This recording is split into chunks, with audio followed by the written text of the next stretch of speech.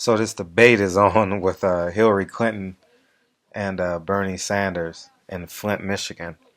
You know what's ironic about this is we're having a debate in Flint, Michigan about bad water in America in 2016. That's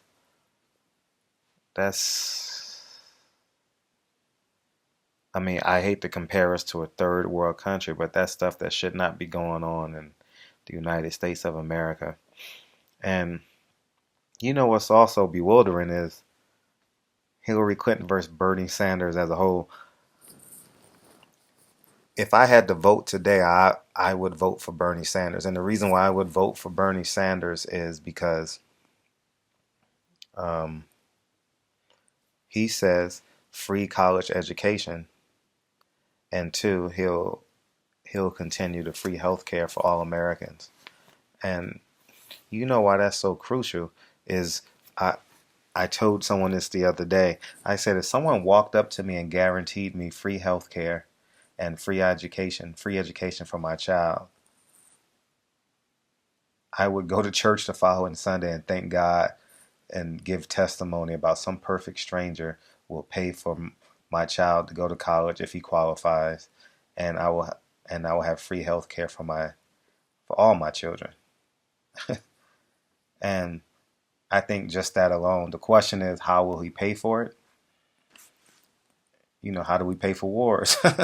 How do we go and invade other countries? That's the safe way of riling up Americans, riling up people, riling up families who make who who make a decent living earning wages. But the truth of the matter is, 75% of America is a paycheck away from being impoverished, and um, the top 10% own 90% of America. And these are facts. They say men lie, women lie, but numbers don't. Well, those are the numbers. And I'm actually tired of Hillary. I mean, I don't know why. I'm actually tired of Hillary, and I'll tell you why. One of the biggest reasons I have with the Clintons is the gentrification. I'm from New York originally. My grandfather raised us in Harlem, USA, on 147th and Lenox Avenue, which is Esplanade Gardens, which is across the bridge from um, Yankee Stadium. You catch the 145th Street Bridge and you go right into Yankee Stadium, right into the Bronx. And the gentrification of Harlem is a big issue what I have with the Clintons. They were a great part of that, and now the people who actually built Harlem can't afford to live there. Now they say if you're not growing, you're dead. But the truth of the matter is that's not growing when you're redeveloping a neighborhood to eliminate a species, or in that case, the Puerto Ricans and the blacks that live in Harlem. Mostly, I would say, Upper Harlem is mostly black residents, and now they can't even afford the brownstone. So I know all you boxing fans out there, when you saw Joe Louis and in the 40s and the 30s sitting on them brownstones in New York City.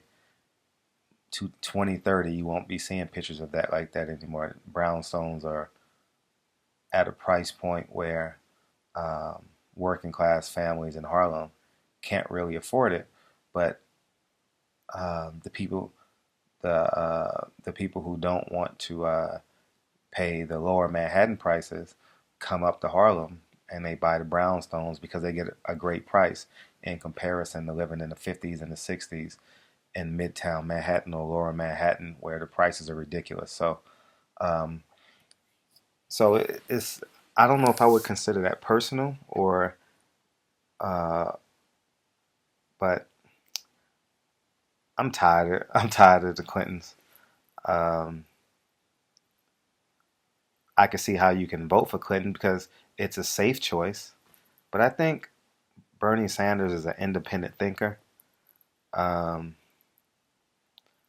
yes, he looks like he's going to die tomorrow, but what president, what president outside of President Obama have we had that was not in their 60s or 70s, and we didn't? Well, Bill Clinton, but Ronald Reagan looked like he was gonna die.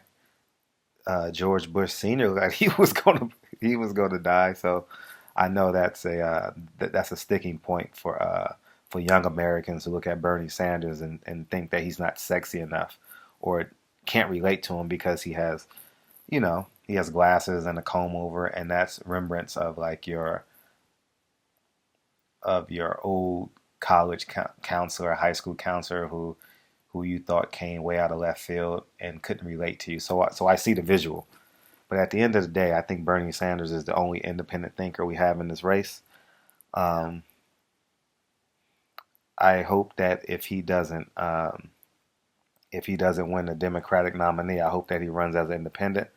And I think Bloomberg may run as an independent as well. If either of the two runs as an independent, they're going to take votes from Hillary Clinton, which will in turn help out Donald Trump. So I apologize for yawning, but that's the irony of me wanting Bernie Sanders to win. Do I believe he'll win? No, but you know, you stick to what you believe in, even if you wholeheartedly believe it's going to be a second place finish. But um, a leopard don't change his stripes in the middle of a race, and as of right now, Bernie Sanders has my vote. Not unless something comes up, that's out of the ordinary. That he stole money, but I don't see that in him. But let me know what you guys think. And if you think this was a circus, wait till 2020 when Kanye West runs for president of America. At least he says he's gonna run for president of America. Um, and I think someone else too. Waka Flocka say he's gonna run for president. Kanye West, and obviously Donald Trump will run again, win or lose. And it's gonna be a circus. I'll enjoy listening to Kanye because at the end of the day, Kanye is very factual when he's speaking with a purpose. If he's speaking for propaganda purposes, he does a great job with that as well. And media thinks he's crazy. Man, Kanye West is so far from crazy. He's a genius. Um, so I'm about to watch this debate. I missed it earlier, but I'm about to watch this debate and probably fall asleep watching it. But as of right now, Bernie Sanders has my vote just because I'm Clinton fatigued, you know. And I think Bernie Sanders is an independent thinker. So barbershop conversation. Appreciate you guys' support. And I think it's a tragedy that we're having a discussion about um, terrible water in Flint, Michigan. And I'll talk to you guys soon. Peace, guys.